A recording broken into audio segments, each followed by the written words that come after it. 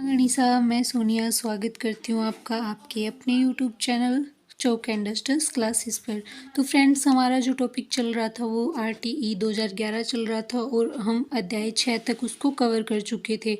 अध्याय 6 तक जो है 21 धाराएं कंप्लीट हो जाती है और अध्याय 7 से लेकर 10 तक 22 से 29 चलेंगी।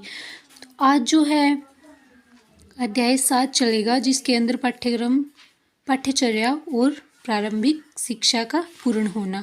पाठ्यचर्या होता है पूरे साल का एक बच्चे के लिए जो प्लान होता है, उसे जो उसके जो एकेडमिक एजुकेशन है उसके साथ साथ उसको एक्स्ट्रा उसके सर्वांगीण विकास के लिए क्या उसके लिए करना होता है स्कूल के अंदर, वो सारा पाठ्यचर्या के अंदर शामिल हो जाता है।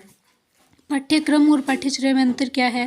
पाठ्यचर्या जो है वो बड़ी होती है पाठ्यक्रम से, क्योंकि पाठ्यचर्या में बच्चे के सर्वांगीण विकास को लेकर जो स्कोलास्टिक और को स्कोलास्टिक दोनों प्रकार की एक्टिविटीज़ शामिल की जाती है। इसके अंदर प्रारंभिक शिक्षा का पूर्ण होना भी बताया गया है। तो धारा 22 और 23 इसमें दो शामिल की गई हैं। पहली जो है धारा 22 शैक्षणिक प्राधिकारी, जो राजस्थान के अंदर है। पाठ्यक्रम निर्माण कौन करेगा? तो सबसे बड़ी जो संस्था है वो RSCERT, Rajasthan state council for education research and training, जो 1978 में इसको बनाया गया था RC मेहरोत्रा समिति की सिफारिश पर। और ये जो है संस्था उदयपुर के अंदर है। तो ये पूरी सबसे बड़ी शिक्षा के अंदर राजस्थान की संस्था है जो कि पाठ्यक्रम का निर्माण करती है। उसके बाद में धारा 23 है प्रमाण पत्र प्रदान करना। सबसे पहले बता दूं कि प्रारंभिक शिक्षा क्या होती है?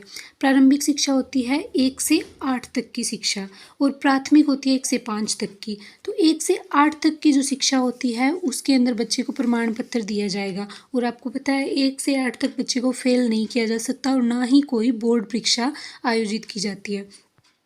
बोर्ड परीक्षा आयोजन हो चाहे ना हो, दोनों ही स्थितियों में बच्चों को क्या है 8वीं तक का मतलब प्रारंभिक शिक्षा तक का उसको प्रमाण पत्र दिया जाएगा। सेकंड जो है अध्याय 8 शिकायत का निवारण। अब क्या बच्चों के साथ कई बार ऊटपटांग हरकतें भी हो जाती है। टीचर का पीटना हो, चाहे मानसिक प्रताड़न हो, चाहे शारीरिक प्रताड़न हो, किसी भी तरीके का बच्चे के साथ कोई भी अगर घटित होती है घटना स्कूल के अंदर, तो उसकी शिकायत का निवारण इसमें अकेले बच्चे के साथ नहीं, अध्यापकों के साथ भी होता है।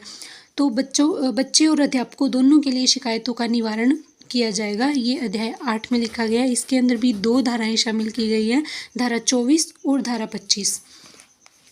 धारा 24 के अंदर अध्यापकों के लिए शिकायत निवारण तंत्र, मतलब अध्यापकों को अगर कोई शिकायत है, कोई रूल या किसी भी स्कूल के अंदर कोई भी ऐसी प्रणाली है जिसकी वजह से अध्यापक अपनी जो भी शिक्षा है वो ढंग से नहीं दे पा रहा है, वो नहीं उसमें एडजस्ट हो पा रहा है, तो वो अपनी शिकायत क्या है ब्लॉक और जिला लेवल दोनों पे अपनी शिकायत दर्ज करवा सकता है। अगर उसे ब्लॉक लेवल पे संतुष्टि नहीं मिलती है तो वो जिला लेवल पे करवा सकता है। तो ब्लॉक लेवल पे और जिला लेवल की जो समितियां हैं वो 3 महीने में एक बैठक तो करेंगी। उसके बाद में धारा 25 के अंदर बालकों व माता पिता की शिकायत का निवारण तंत्र। अब बालकों के साथ अगर कोई मानसिक और शारीरिक प्रताड़न होता है या पेरेंट्स को कोई दिक्कत है, तो इनकी जो शिकायत है पेरेंट्स राज्य बाल अधिकार संरक्षण आयोग में कर सकता है और वो ही इन पूरी समस्याओं का निपटारा करेगी।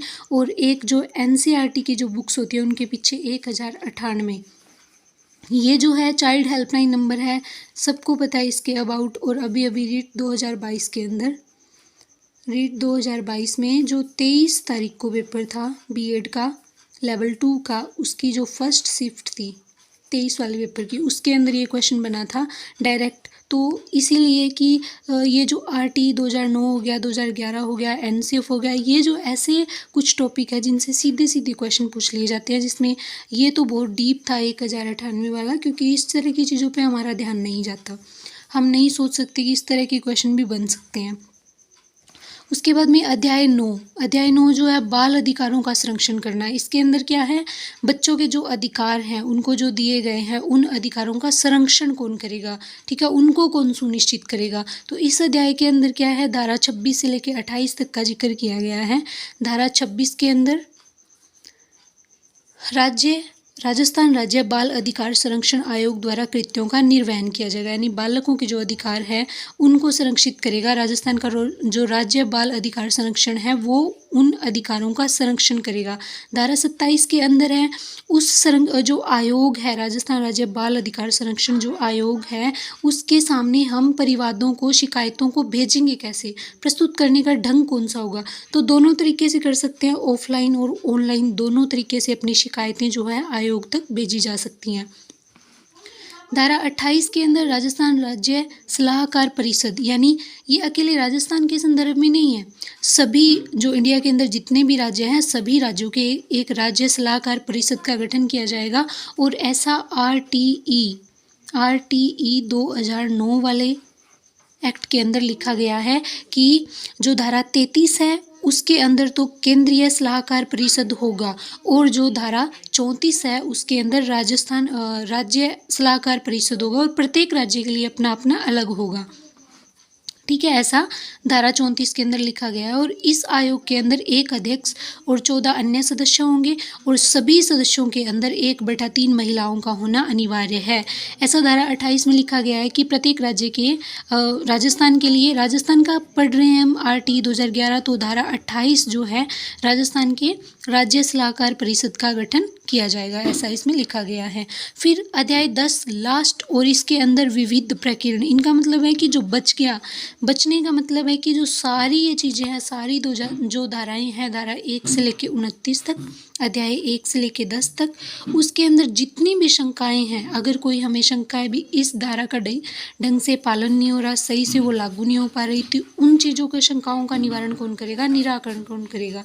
तो ये जो है पूरे मामला जो है वो शिक्षा विभाग के पास जाएंगे, क्योंकि शिक्षा विभाग ही होता है जो इन सभी चीज़ों को, इन सभी धाराओं को, जो स्कूल के शिक्षा से रिलेटेड जितनी भी सारी चीज़ें हैं वो शिक्षा विभाग ही देखता है। तो अगर इन धाराओं का ढंग से पालन नहीं हो रहा तो शिक्षा विभाग इसके मामले को देखेगा।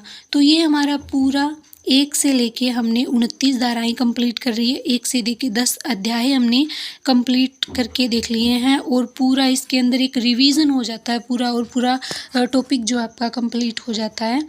तो नेक्स्ट जो हम लेने वाले हैं वो शिक्षा नीति 2020, ठीक है, नेशनल एजुकेशन पॉलिसी जो आई है अभी 2020 के अंदर, 2017 के अंदर इसका शुरुआत की गई थी, समिति बनाई गई थी, और 2020 में वो बन के तैयार हुई है, और अभी तक केवल 2 राज्यों के अंदर लागू हुई है। तो ये हम सारी की सारी जो चर्चा है वो अगले क्लास के अंदर करेंगे। तो वीडियो पसंद आई तो लाइक करें, शेयर करें, सब्सक्राइब करें। Thank you so much.